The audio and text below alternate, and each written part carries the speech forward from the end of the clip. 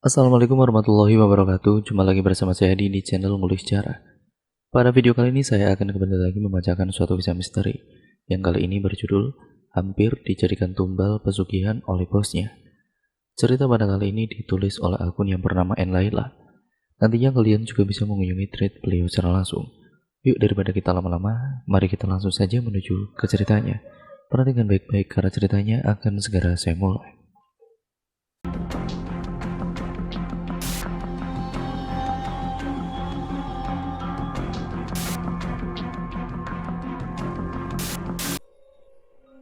Saat itu Yoga berkuliah di suatu universitas yang ada di kotanya.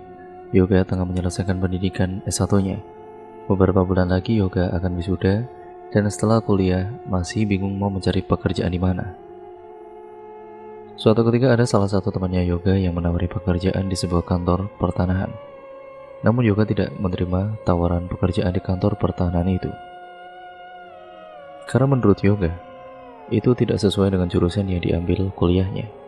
Sementara Yoga mengambil urusan tentang cara berbisnis, jadi dia menolak tawaran temannya itu.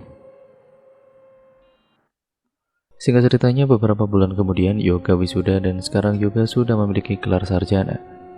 Dengan bekal ijazah kuliahnya dari universitas ternama dengan IPK yang tidak terlalu tinggi dan tidak terlalu rendah juga. Ya sedang-sedang sajalah. Yoga akhirnya mulai mencari pekerjaan ke sana kemari.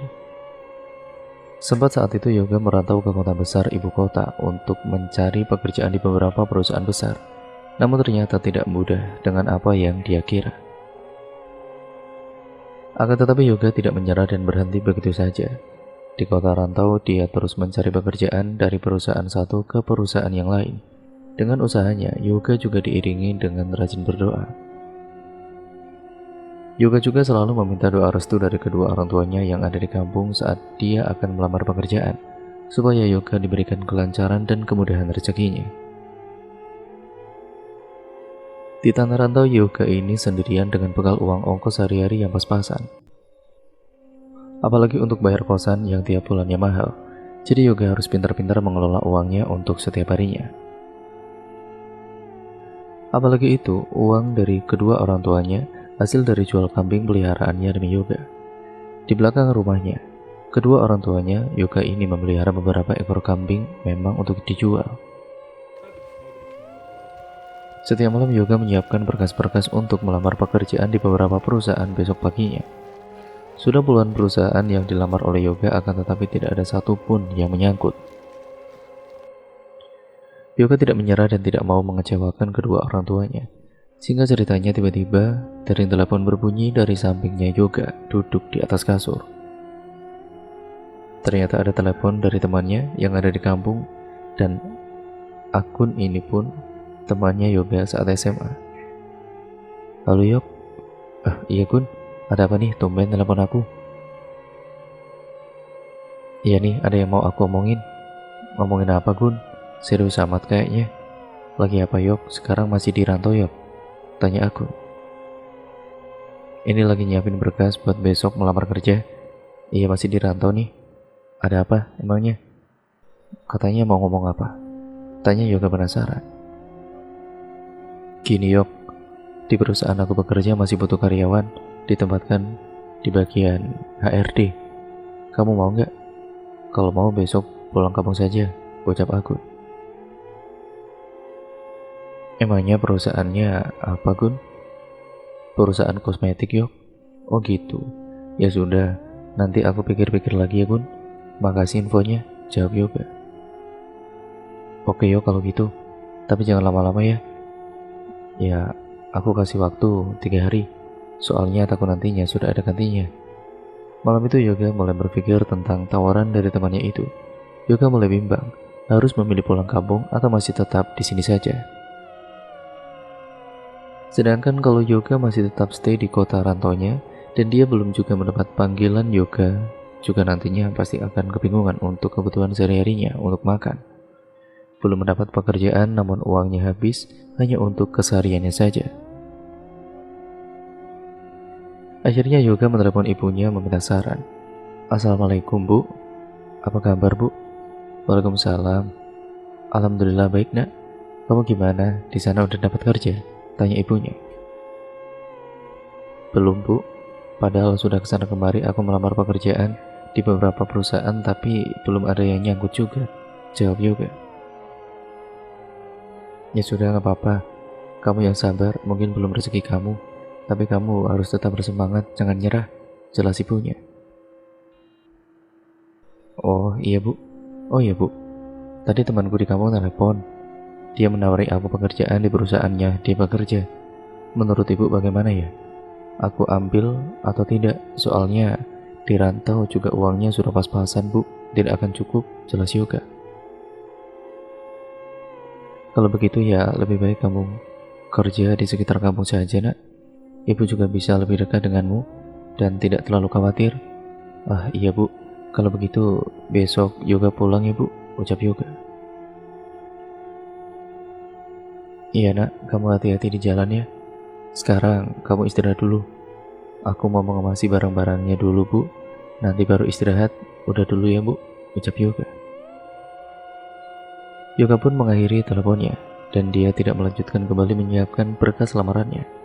Yoga mulai mengemasi barang-barang bawaannya ke dalam tas besar yang dibawanya dari kampung. Setelah selesai mengemasi semua barang-barang bawaannya itu, dia langsung beristirahat untuk besok pulang kampung. Sebelum tidur, Yoga sempat memesan tiket kereta terlebih dahulu. Yoga membeli pakai kereta karena supaya lebih cepat sampainya dan anti macet.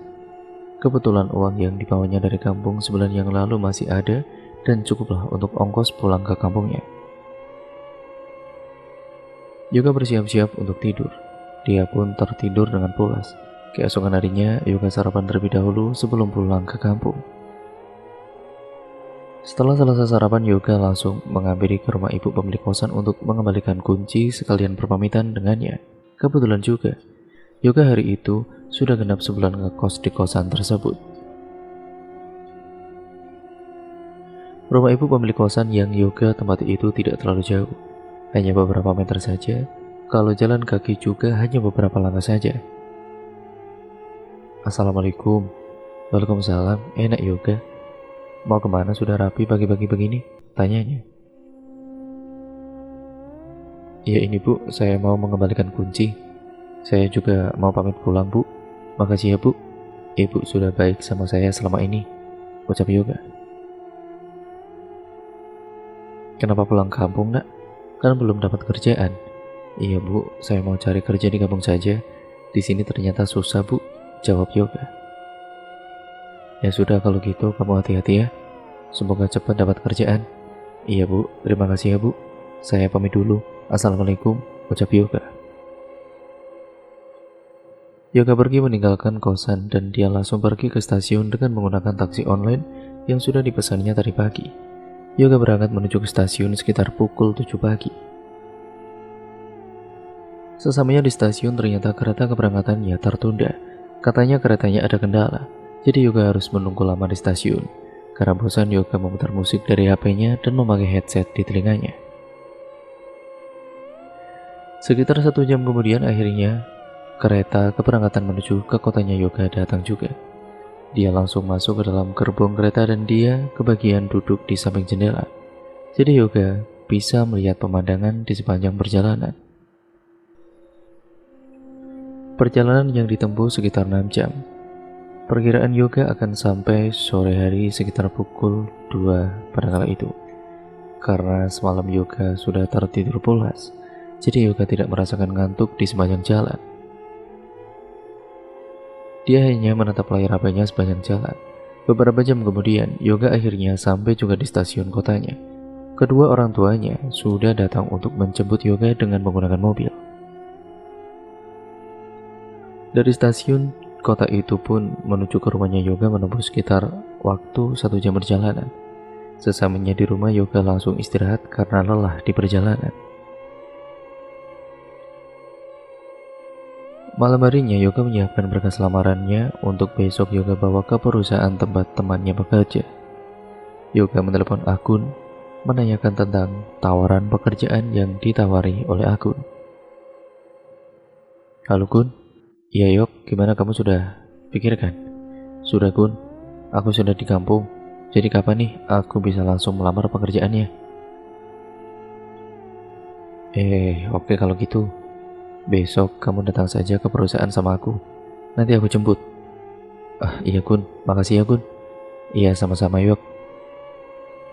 Singkat ceritanya, keesokan harinya Yoga bersiap-siap dengan menggunakan pakaian yang rapi dan menyiapkan berkas yang akan dibawanya untuk melamar. Sebelumnya juga Yoga sudah sarapan terlebih dahulu.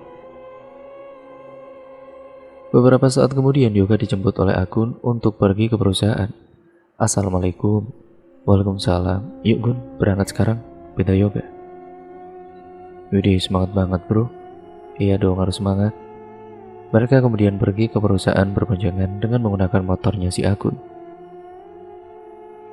Sesamanya di kantornya Yoga ini, bertemu dengan pemilik perusahaan yaitu bosnya. Berkas lamaran Yoga diterima oleh bosnya, namun Yoga harus menunggu beberapa hari terlebih dahulu tentang keputusan dari bos perusahaan itu. Akhirnya Yoga pun pulang sendiri dengan menggunakan angkutan umum. 3 hari kemudian, Yoga mendapat panggilan dari bosnya kalau Yoga diterima dan mulai besok, Yoga sudah bisa masuk kerja sebagai HRD atau Human Resource Development. Yoga sangat senang dan bersyukur karena akhirnya Yoga mendapat pekerjaan yang selama ini dia nanti-nantikan. Singkat ceritanya, keesokan harinya, Yoga berangkat bekerja ke perusahaan untuk bekerja pertama kalinya. Yoga berangkat ke perusahaannya dengan menggunakan sepeda motornya, karena Yoga tidak ingin mengecewakan temannya Agun yang sudah menawarkan dirinya pekerjaan di perusahaan itu. Yoga akan bekerja dengan baik dan sebaik mungkin, dan akan rajin bekerja juga. Karena akhir-akhir ini perusahaan terjadi penurunan dari pihak marketing, akhirnya Yoga harus memikirkan bagaimana caranya supaya produk kosmetik perusahaannya itu berkembang dan maju kembali serta banyak peminatnya. Yoga pun kemudian menemukan ide untuk membuat promosi dan diskon terhadap produk kosmetiknya. Akhirnya Yoga memerintahkan bawahannya untuk membuat papan reklame yang besar di perusahaannya. Yoga memerintahkan 2 karyawan laki-laki untuk memasang papan reklame ke lantai atas. Keduanya naik ke lantai atas dan saling bekerja sama.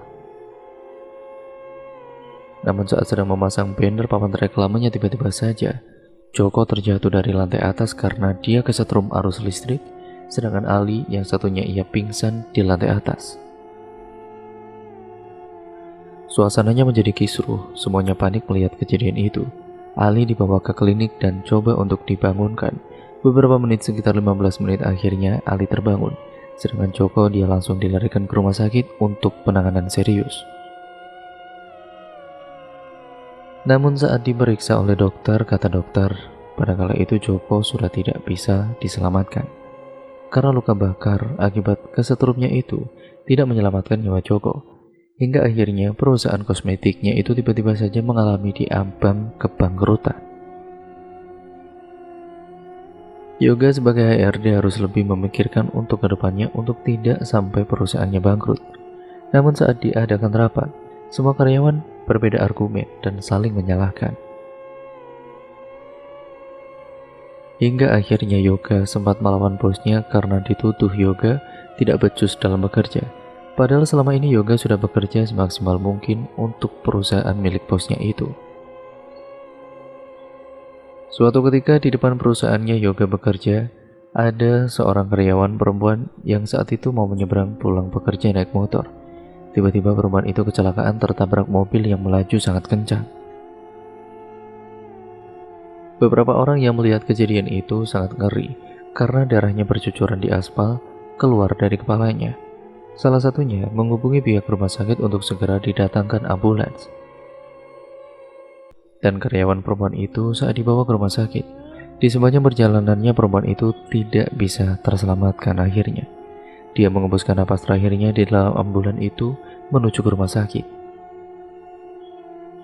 Karena karyawan perempuan itu mengalami cedera dalam kepalanya, karena benturan keras akibat dirinya terpental jauh dari tempat kejadiannya itu. Namun saat meninggal dunia, perempuan itu dalam keadaan wajahnya itu membiru dan matanya melotot. Ada juga di perusahaannya Yoga bekerja, dia mendapatkan kabar kalau dari salah satu karyawannya yang sedang bekerja, tangannya itu terkena mesin hingga jari tangannya itu patah. Karyawan tersebut seketika pingsan di tempat, dan karena tidak kuat melihat darah yang keluar dari tangan yang begitu banyak sekali keluarnya, karyawan laki-laki itu kemudian dibawa ke rumah sakit. Namun setelah beberapa hari dibawa pulang dari rumah sakit, karyawan laki-laki itu sakit parah dan tangannya membusuk. Hingga akhirnya karyawan laki-laki itu mengembuskan napas terakhirnya. Kabarnya juga karyawan laki-laki ini meninggalkan sama keadaannya, dengan perempuannya meninggal saat kecelakaan di depan perusahaannya itu. Meninggalnya dengan keadaan wajahnya membiru dan kedua matanya melotot. Singkat ceritanya, bosnya Yoga ini menjadi berubah terhadap Yoga entah kenapa. Bosnya sekarang lebih sering memarahi Yoga dan mencari-cari kesalahan dari Yoga. Padahal Yoga tidak melakukan kesalahan apapun, tapi di mata bosnya itu Yoga selalu salah. Hingga akhirnya Yoga hanya bisa mengalah dan sabar menghadapi perlakuan bosnya terhadap Yoga. Setiap harinya Yoga ditugaskan untuk selalu lembur hingga malam, sampai tubuhnya Yoga ini tidak terlalu fit. Karena kecapean seharinya selalu bekerja dari pagi hingga malam sampai sekitar pukul 10 malam tanpa henti. Sampai ibunya Yoga menasihati kepada Yoga agar tidak terlalu diforsir kerjanya. Karena Yoga sekarang jarang sekali di rumah, pulang ke rumahnya hanya untuk tidur saja. Kalau hari libur pun, Yoga selalu menghabiskan waktunya untuk tidur saja karena lelah selama seminggunya. Sudah bekerja dan tenaganya yang dipakai serta otaknya harus ada jeda untuk istirahat.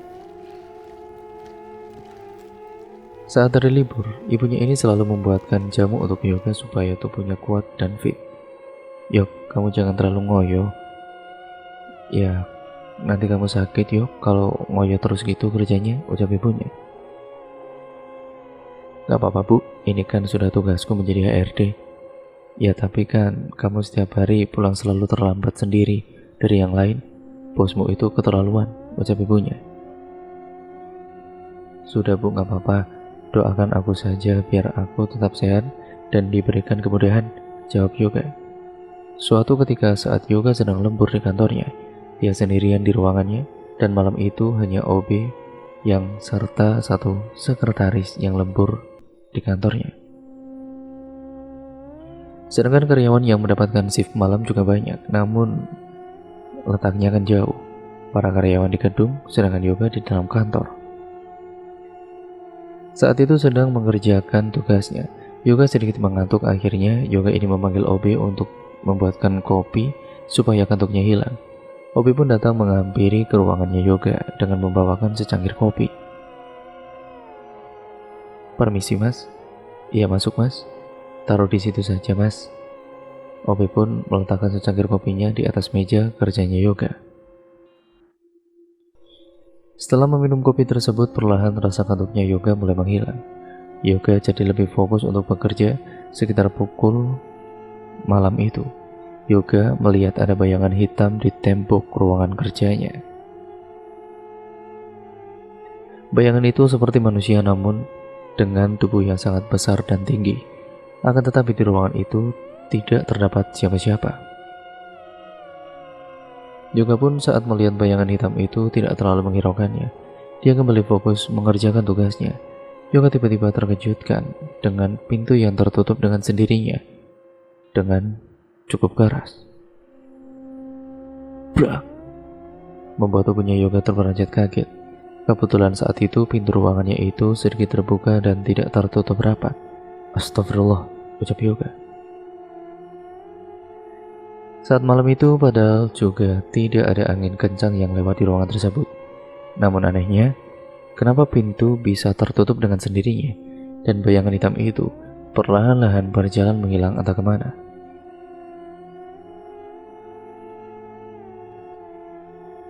Pintu ruangannya akhirnya tertutup dan Yoga melanjutkan kembali pekerjaannya yang masih menumpuk itu.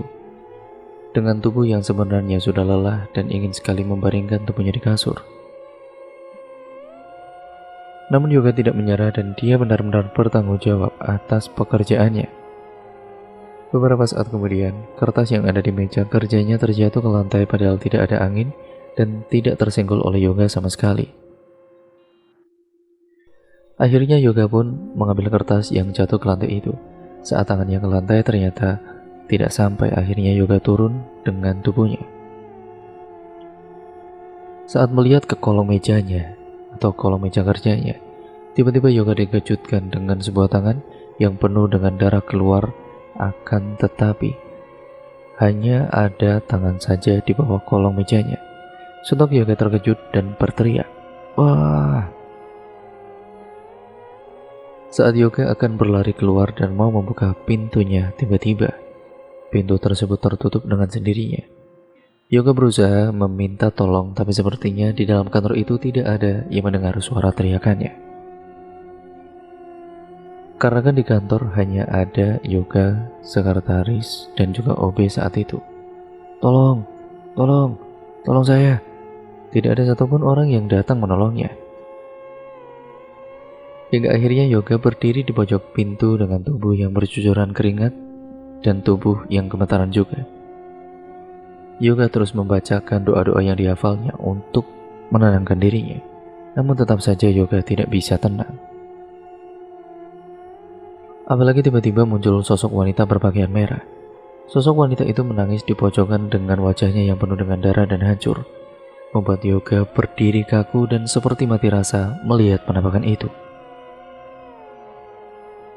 Beberapa saat kemudian akhirnya Yoga jatuh pingsan karena tidak kuat melihatnya dan syok juga, apalagi saat itu Yoga sangat kelelahan sekali. Yoga pun pingsan sampai pagi hari. Hingga pagi harinya karyawan yang satu ruangan dengan Yoga datang membukakan pintu. Dia terkejut saat melihat Yoga terkapar pingsan di lantai. Akhirnya, Akun pun memberitahu kepada karyawan lain untuk dibawa pulang ke rumahnya. Saat itu tiba-tiba saja bosnya baik dan memberi keringanan kepada Yoga untuk istirahat di rumah. Yoga dibawa pulang dan tiba-tiba saja Yoga tubuhnya demam tinggi serta tubuhnya menggigil. Setelah sadar, Yoga merintih kesakitan pada perutnya saat itu.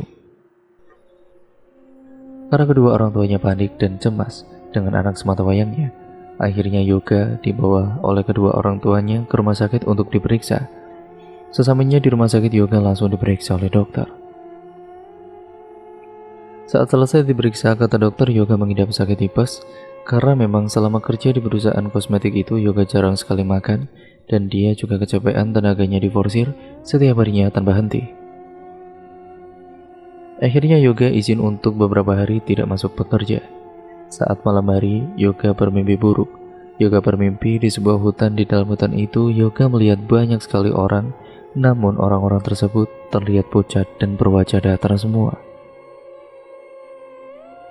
Tiba-tiba ada sosok perempuan yang datang menghampiri Yoga dan menarik tangannya, memaksa Yoga untuk ikut dengannya.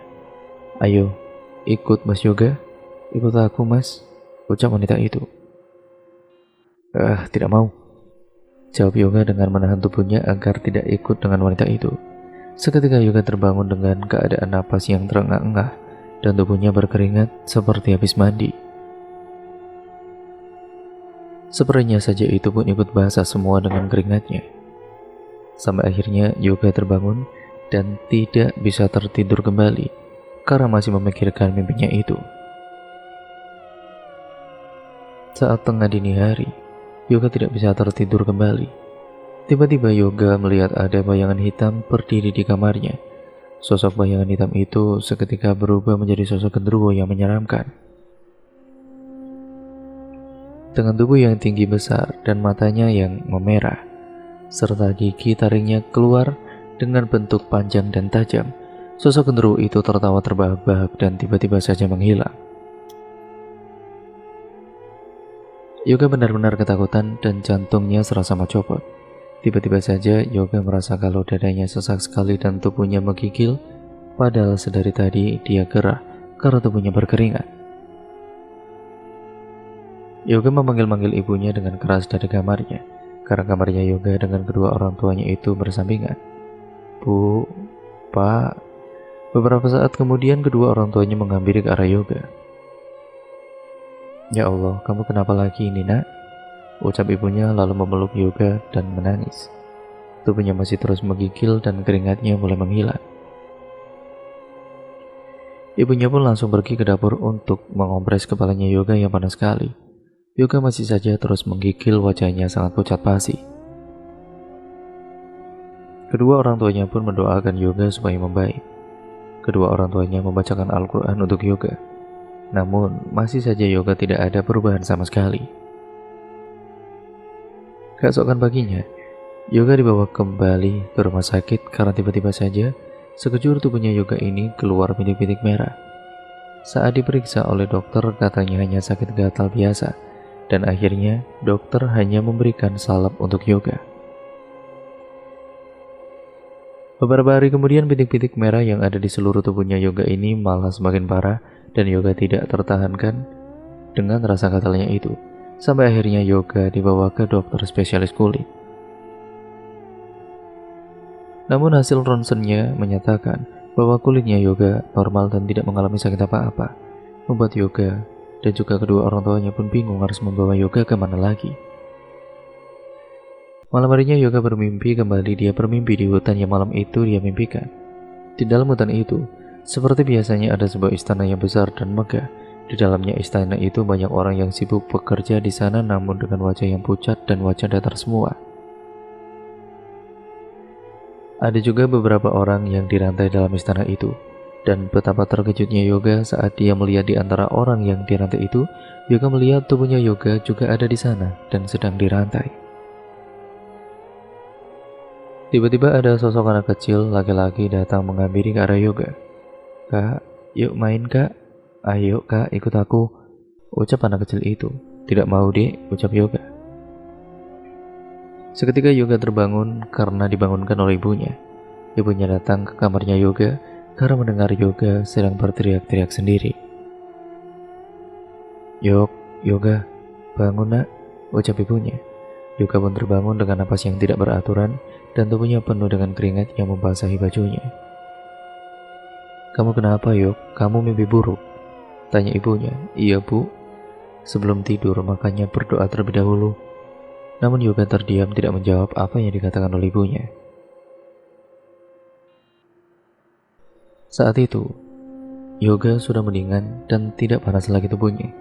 Keesokan harinya, Yoga berniat untuk berangkat ke kantor untuk bekerja, padahal belum sepenuhnya Yoga pulih.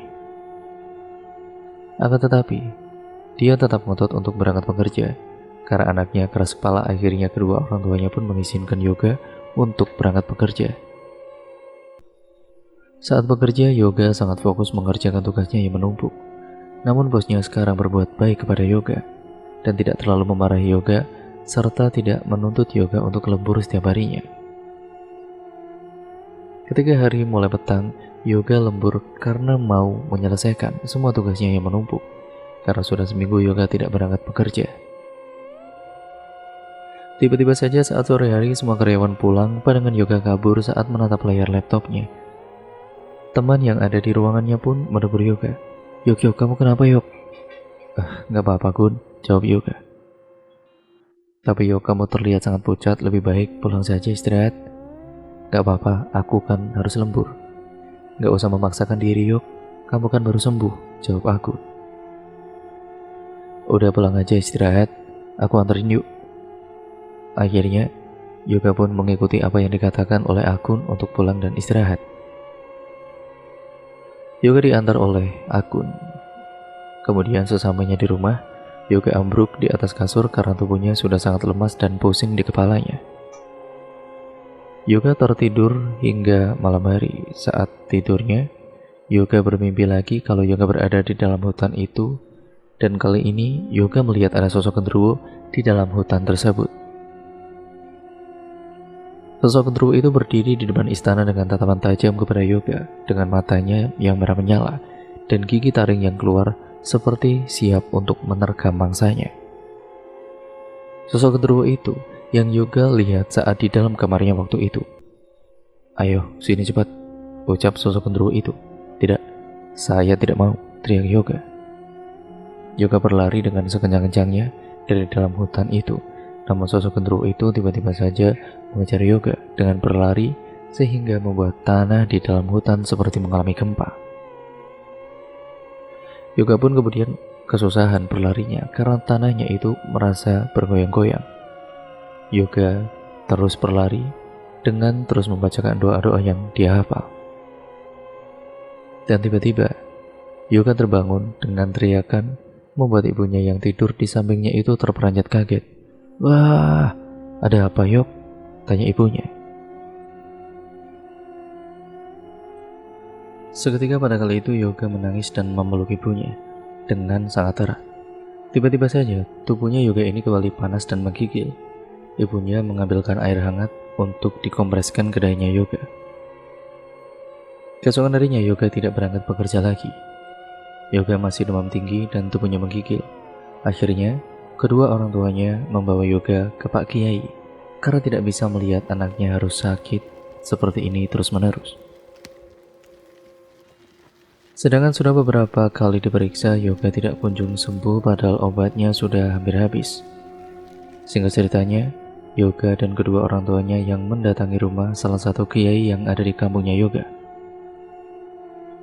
Saat sampai di rumah Pak Kiai, Yoga dipapa oleh kedua orang tuanya untuk masuk ke dalam.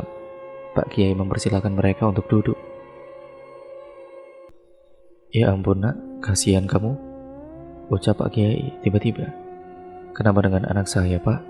"Yang sabar ya Bu, bosnya ini kurang ajar terhadap Yoga," ucap Pak Kiai. "Kurang ajar gimana Pak Kiai maksudnya?" "Sudah nanti saya kasih tahu. Saya mau masuk dulu," ucap Pak Kiai. Tiba-tiba Pak Kiai masuk ke dalam kamar untuk melakukan doa-doa dan sholat. Setelah sholat, Pak Kiai datang dan membawakan sebotol air putih yang sepertinya sudah didoakan oleh Pak Kiai. "Ini silakan nanti kamu minum dulu ya, supaya mendingan." Yoga hanya menganggukkan kepalanya bertanda mengerti apa yang diucapkan oleh Pak Kiai. "Anak saya kenapa Pak Kiai sebenarnya?" "Yoga ini mau dijadikan tumbal pesugihan oleh bosnya." "Jelas Pak Kiai." Astagfirullah," ucap bapak ibunya. "Jangan khawatir, nanti akan saya bantu.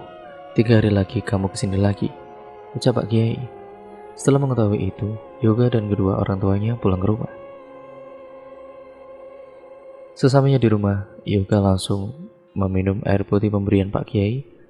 Sesaat meminum air putih dari Pak Kiai, Yoga merasa lebih baik tubuhnya dan tidak demam lagi. Namun Yoga masih saja memikirkan kenapa bosnya melakukan seperti itu kepada Yoga. Setelah dipikir-pikir, Yoga mengingat semua kejadian yang dilakukan kepada bosnya. Dan Yoga baru sadar kalau dia pernah melawan bosnya dan mungkin itu sebabnya bosnya akan menubalkan Yoga. Sore hari menjelang petang, tiba-tiba Yoga tertidur di sofa ruang tamunya. Dan Yoga pun bermimpi kalau dia didatangi oleh sosok genderuwo itu lagi ke rumahnya. Sosok genderuwo itu menatap tajam dan mengatakan kepada Yoga kalau dia akan membawa anak buahnya. "Aku akan datang besok membawa rombongan banyak orang," ucapnya. Seketika Yoga terbangun dan tubuhnya penuh dengan keringat yang membasahinya.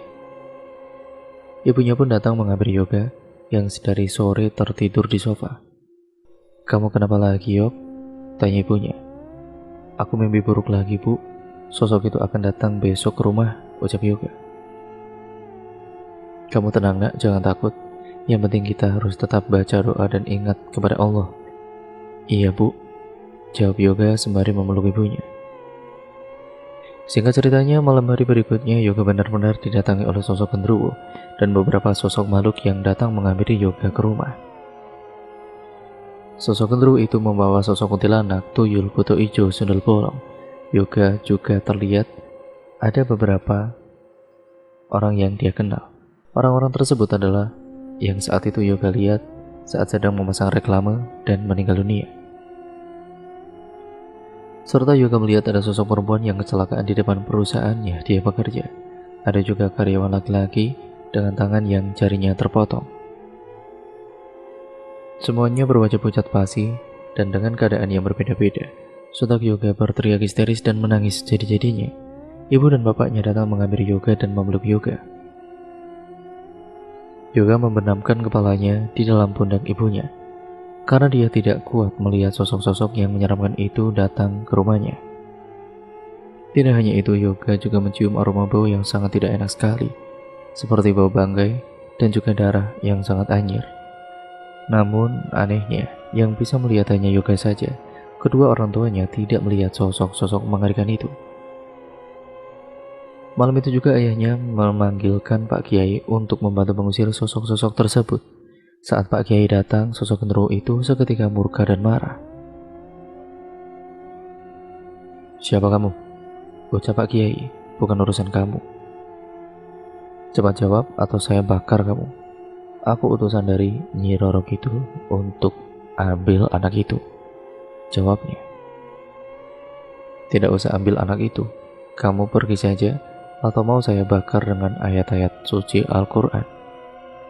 Seketika Pak Kiai merapalkan doa-doanya untuk mengusir sosok-sosok makhluk gaib itu. Beberapa saat kemudian sosok genderuwo dan sosok-sosok yang lainnya itu seketika menghilang dengan sendirinya. "Kamu tenang, jangan takut," ucap Pak Kiai kepada Yoga. Yoga masih terus menangis karena dia tidak kuat jika harus melihat sosok seperti itu setiap harinya. Baik di nyata atau bahkan di mimpinya, Yoga selalu diteror.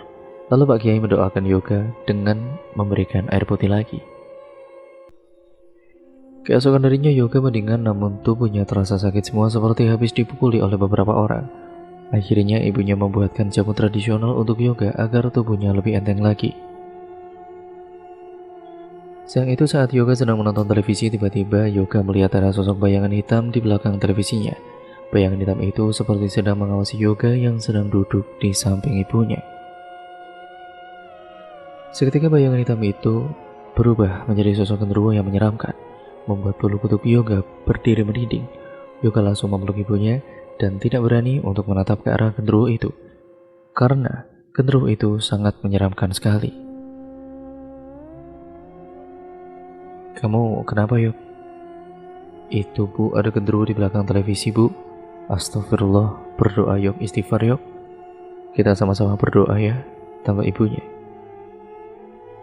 Akhirnya Yoga dan ibunya pun berdoa bersama, dan beberapa saat kemudian sosok genderuwo itu menghilang dengan sendirinya. Sedangkan bapaknya Yoga sedang berada di belakang rumahnya memberi makan untuk kambing-kambing peliharaannya. Wajahnya Yoga terlihat sangat pucat tiba-tiba dan juga tubuhnya dingin. Ibunya sangat panik dan teriak memanggil suaminya. Pak, sini Pak, Yoga Pak." "Yoga kenapa lagi Bu?" tanyanya. Bapaknya pun menghentikan pekerjaannya dan mengambil Yoga.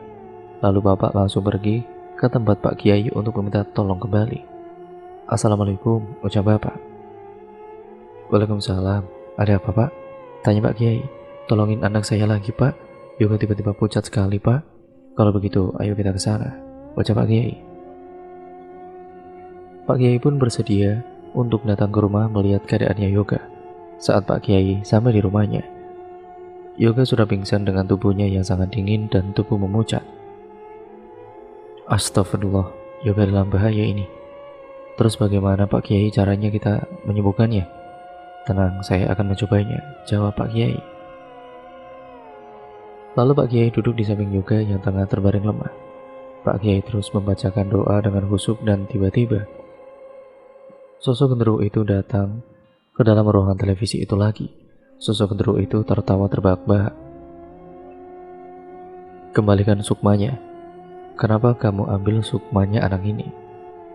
Namun sosok genderuwo itu masih terus tertawa karena sudah mendapatkan target tumbal selanjutnya. "Dia sudah ikut dengan Nyi Ratu. Aku diutus untuk mengambil anak ini.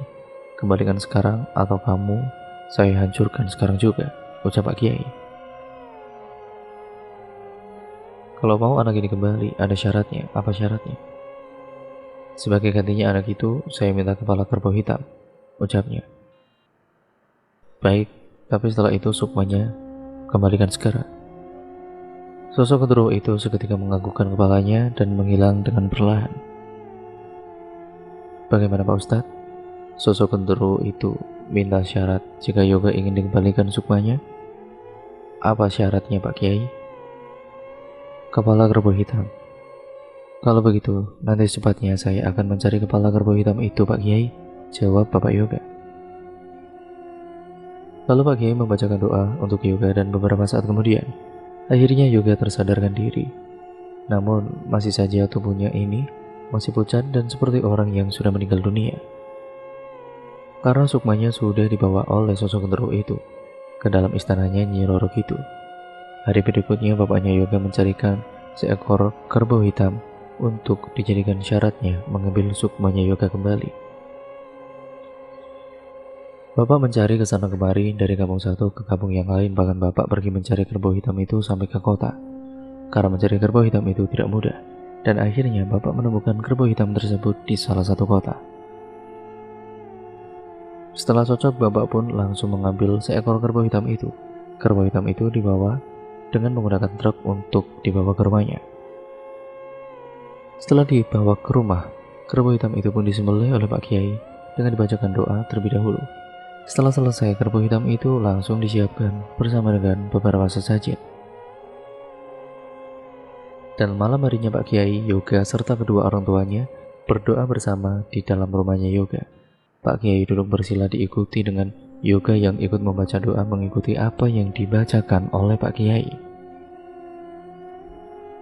Orang tuanya pun ikut membacakan doa dengan husuknya. Beberapa saat kemudian Pak Kiai dan Yoga tiba-tiba berada di sebuah hutan dan masuk ke dalam istana yang sama seperti di dalam mimpinya Yoga. Lalu Pak Kiai memanggil sosok genderuwo dan Nyi Roro Kidul itu. Mereka pun menampakkan diri di hadapannya Pak Kiai dan Yoga. Ada apa kalian kesini? Kembalikan sukmanya anak ini. Saya sudah membawakan syaratnya, ucap Pak Kiai. Tidak bisa. Kan sosok genderuwo itu sudah melakukan perjanjian dengan saya. Kalau saya sudah menyiapkan syaratnya, sukmanya akan dikembalikan, tapi kenapa berubah? Saya sudah menyukai anak ini dan akan saya jadikan suami saya. Karena sudah naik pitam, akhirnya Pak Kiai berperang dengan Nyi Ratu itu. Dengan sekuat tenaga Pak Kiai terus membacakan doa-doanya, dan ternyata Pak Kiai memang pada kala itu akhirnya menang dari perang dengan Nyi Ratu. Akhirnya Nyi Ratu pun mengembalikan sukmanya, yaitu sukmanya Yoga, yang terlihat sedang dirantai dalam istananya. Setelah selesai sukmanya dikembalikan, akhirnya Yoga sudah kembali normal seperti semula. Pak Kiai dan Yoga kembali ke tempat semula dan seketika tubuhnya Yoga menjadi enteng dan segar kembali. Kedua orang tuanya merasa sangat bersyukur karena Yoga sudah kembali seperti semula. Setelah selesai dari tempatnya Nyi Roro Kidul itu pun, lalu Yoga didoakan lagi oleh Pak Kiai agar jiwanya pulih. Dan Pak Kiai menyarankan kepada Yoga untuk segera keluar saja dari tempatnya bekerja. Besok pokoknya kamu harus segera keluar dari perusahaan itu, apapun alasannya, supaya kamu itu tidak terjebak kembali dalam kesesatan bosmu itu, ucap Pak Kiai. Iya Pak Kiai, terima kasih ya Pak Kiai atas kebantuannya. Ini tasbih pegang, dan nanti kamu simpan ini baik-baik sebagai jaga-jaga untuk menangkal sosok gaib itu, ucap Pak Kiai. Akhirnya Yoga pun menerima tasbih pemberian dari Pak Kiai dan disimpannya di bawah bantal tidurnya. Singkat ceritanya, keesokan harinya Yoga berangkat ke kantornya perusahaannya itu dan berniat untuk berpamitan keluar dengan baik-baik kepada bosnya. Kali ini Yoga ditemani oleh bapaknya untuk pergi ke kantor untuk berbicara dengan bosnya. Yoga masuk ke dalam ruangan bosnya bersama dengan bapaknya. Permisi Pak. Iya silakan masuk, jawabnya. Yoga dan juga bapaknya langsung membuka pintu kantornya dan masuk ke dalam. Yoga, ada apa Yok? Silakan duduk dulu Yok, Pak. Tanpa lama-lama Yoga langsung menyatakan apa niatnya datang ke dalam ruangan tersebut. Jadi gini Pak, saya mulai hari ini mau resign dan tidak akan lagi bekerja di sini. Loh, namanya kenapa? Tidak apa-apa Pak, saya sudah ada pekerjaan baru, jawabnya. Terpaksa Yoga ini berbohong agar bosnya itu percaya dan menerima pengajuan resign dari Yoga. Oh begitu ya, sudah kalau gitu. Kalau itu sudah menjadi keputusanmu. Terima kasih ya Yok. Maaf atas perilaku saya kepada kamu, ucap bosnya. Iya Pak, saya juga minta maaf kalau sering membuat kesalahan. Akhirnya setelah selesai disetujui oleh bosnya, Yoga dan bapaknya pun langsung pamit. Yoga tidak mengatakan semuanya yang telah dialaminya kepada bosnya karena takut nanti akan tersinggung. Yoga juga berpamitan kepada Agun yang dulu menawarkan kerja hingga Yoga bekerja di perusahaan itu. Gun, aku pamit ya. Mulai sekarang aku sudah tidak lagi bekerja di sini. Terima kasih sudah menawarkan aku kerja di sini dan sampai aku kerja di sini juga. Lo kenapa kamu tiba-tiba resign, Yok? Gak apa-apa, Gun. Aku udah ada kerjaan baru. Ya sudah, semoga kamu sukses selalu ya, Yok, ucap Agun. Iya, Gun. Kamu juga semoga sukses dan lancar rezekinya. Namun Yoga juga tidak menceritakan semuanya kepada Agun. Akhirnya Yoga dan bapaknya pulang ke rumah. Sekarang Yoga di rumah saja, tidak bekerja. Setiap harinya pada kala itu, Yoga membantu bapaknya memelihara kambing ternaknya. Setelah Yoga keluar dari perusahaan tersebut, setiap bulan sekali kabarnya selalu ada para karyawan yang mengalami kecelakaan tragis. Baik kecelakaan di jalan atau kecelakaan saat bekerja. Sedangkan perusahaannya akhir-akhir ini diambang kebangkrutan. Maka dari itu, setiap bulannya selalu ada tumbal untuk pesugihan dari Nyi Ratu itu atau pemilik perusahaan tersebut. Dulunya, Pak Reno pemilik perusahaan ini bekerja sebagai sales kosmetik. Namun entah dari mana dia mendapat pesugihan itu. Pak Reno melakukan pesugihan itu karena ingin hidupnya jauh lebih baik dan tidak diremehkan oleh mertuanya. Dulu saat bekerja jadi sales kosmetik, Pak Reno ini selalu diremehkan dan dihina oleh mertuanya. Maka dari itu Pak Reno melakukan pesugihan dan sekarang Pak Reno bisa memiliki perusahaan kosmetik sendiri. Namun keluarga tidak ada yang tahu kalau Pak Reno sudah melakukan pesugihan. Bahkan istrinya saja tidak mengetahui akan hal ini. Setiap bulan di depan perusahaan itu selalu terjadi kecelakaan, entah orang yang lewat di jalan raya depan perusahaannya dan juga karyawannya. Suatu ketika ada salah satu nenek-nenek tua sedang menyeberang jalan raya di depan perusahaan tersebut.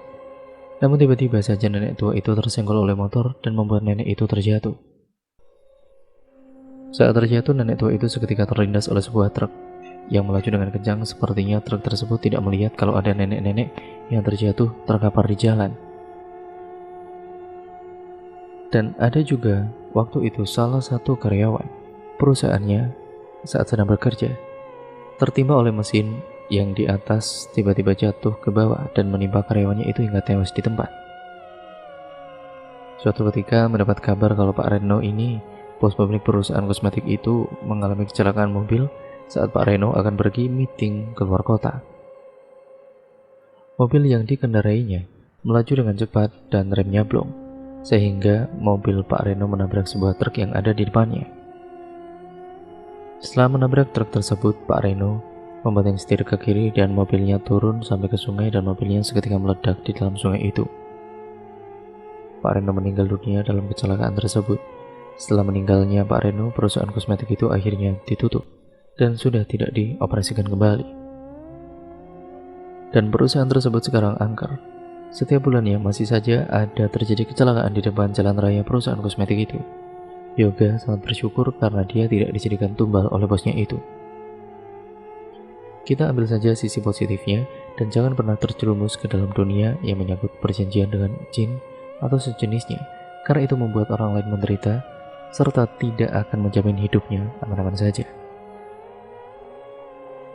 Dan cerita pun akhirnya selesai sampai di sini ya teman-teman. Terima kasih untuk kalian semua yang sudah menyimak video kali ini dan cerita kali ini. Dan kurang lebihnya mohon maaf ya teman-teman. Jangan lupa untuk kalian like, comment, dan share, serta subscribe, serta nyalakan tombol lonceng notifikasinya agar kalian tidak ketinggalan video terbaru selanjutnya dari channel ini. Semoga apapun yang terkandung dalam cerita kali ini, ya semoga kita bisa mengambil pembelajarannya dan nilai-nilai positifnya. Ya semuanya itu kita ambil untuk dijadikan pembelajaran untuk kita semua, untuk kita menjadi manusia yang jauh lebih baik lagi ke depannya. Sekian video ini saya akhiri, kurang lebihnya mohon maaf. Dan oh ya, nama sudah disamarkan semua ya teman-teman. Apabila ada kesamaan nama toko dan tempat, itu hanya kebetulan. Karena sudah disamarkan untuk keamanan dan juga kenyamanan bersama karena itu privasi. Sekian, wassalamualaikum warahmatullahi wabarakatuh.